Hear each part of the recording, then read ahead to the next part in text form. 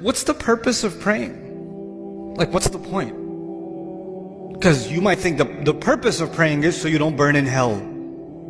The purpose of prayer is because if you don't pray, Allah's going to hate you. The purpose of prayer is if you don't pray, you're just going to get punished. Or you won't even be a Muslim anymore. The angels will curse you and all this negative stuff. Allah didn't mention those purposes. The purpose of prayer is not to get away from something negative. The purpose of prayer is to run towards something positive.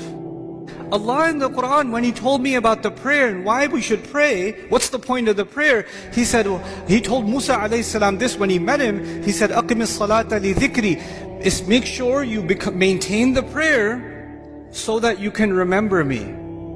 Maintain the prayer so you can remember me. I told you already, my relationship with you is very limited. But your relationship with Allah started a long time before you even came in this world. And your relationship will continue with Him a long time after you even leave this world. And that relationship is worth remembering because every good thing that comes to you comes from that relationship. Some good things come because I'm your dad.